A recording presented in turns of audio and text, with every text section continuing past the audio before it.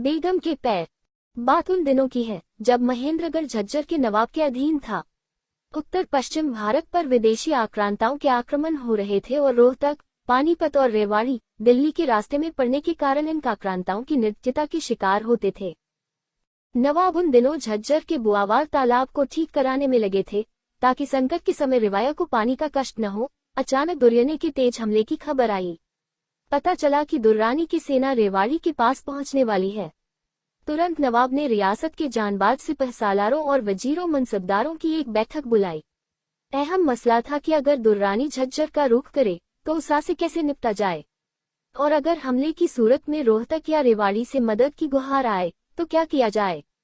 सभी का कहना था कि रियाया को तुरंत आगाह कर दिया जाए कि हमले की सूरत में उसे अपना बचाव कैसे करना है और दुश्मन से जूझने के लिए पूरी तैयारी की जाए। दूसरी रियासतों की भी भरपूर मदद की जाए।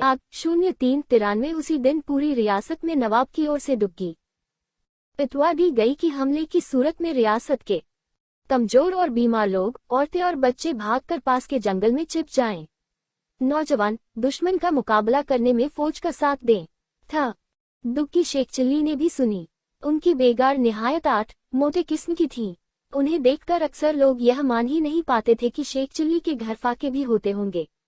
वो एकदम हक्के बक्के और परेशान हो उठे। अब कोई समझाए नवाब को कि हमला हुआ तो इतनी मोटी बेगम भागकर इतने दूर जंगलों में कैसे जाएंगी, बीच ही में न धर ली जाएंगे। फिर खुदा न खास्ता दुर्रानी की फौज आदमखोर हुई तो बेगार उनका एक दिन का नाश्ता साबित होंगी। धर तेरे की मैं भी क्या उल्टा सीधा सोचने लगा कमबख्तों की धज्जियां न उड़ा दूंगा। अगर उन्होंने बेगार की ओर देखा मगर रास्ते ही में पुत्ते जाने पर वे उन्हें देखेंगे नहीं तो क्या आंखें बंद कर लेंगे। अंधे भी तो नहीं होंगे वे। हाँ, शेख फारूक एक दिन कह तो रहे थे दुर्रानी एकदम अंधा है, मैदान में उतरता है तो अपने पराये में फर्क नहीं कर पाता। मगर दुर्रानी अंधा है तो क्या उसके सिपाही भी अंधे होंगे। बड़ी मुसीबत में जान फंस गई। मेरा क्या है, मैं तो उसकी फौज की गुबार से ही उड़कर कहीं का कहीं जा पहुंचूंगा। मगर सवाल तो बेगार का है, वो तो जन्नत में भी मेरे बिना सबको फटकार लगाएंगी, अल्लाह मियाँ को भी नहीं बख्शेंगी। उफ, अगर कहीं से उड़ने वाला कालीन मिल जाए तो मैं भी कितना अहमक हूँ। नवाब साहब ने घोड़ा दे रखा है फिर भी नाहक परेशान हो रहा हूँ। बेगार को घोड़े पर बैठाकर दौड़ा दूंगा।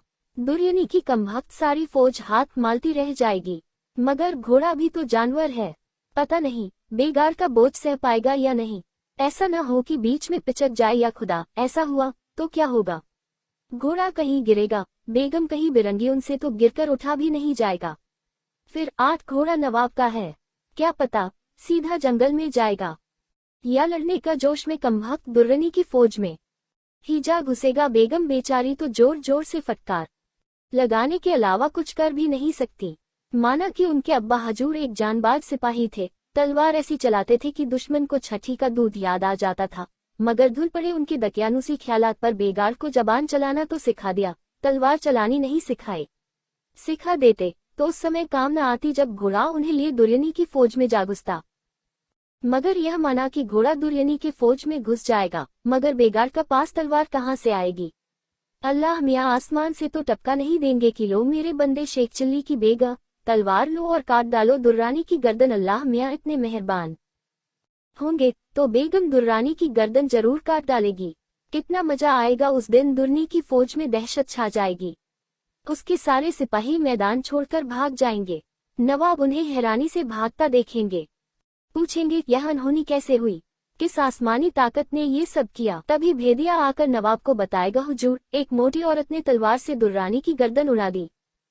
नवाब और हैरान होंगे, तपाक से कहेंगे वह औरत है या फरिश्तों की मलिका। उसे पूरी इज्जत के साथ तारानकंद दरबार में पेश करो।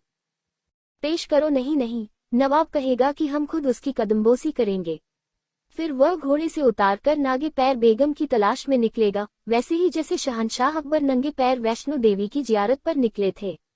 बेगम दुर्रानी का खून से लथपथ सिर तलवार की नोक पर टांगे मैदाने जंग में खड़ी होंगी।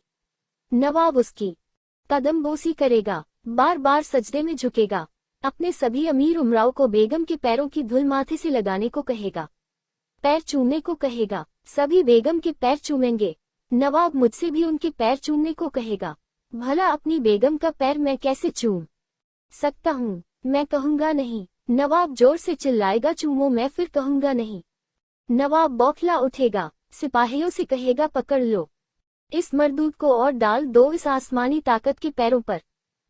नवाब के सिपाही मुझे पकड़ लेंगे और फिर और जोर से धाम की आवाज हुई तो शेख चिल्ली ने देखा वह चारपाई से लुढ़ककर नीचे सब्जी छीलती बेगम के पैरों में गिर पड़े हैं। आग लगे इस बौड़मपने में बेगम जोर से चीखी, अच्छा हुआ दरांती पर नहीं गिरे, हो जाती खत से गर्दन अलग।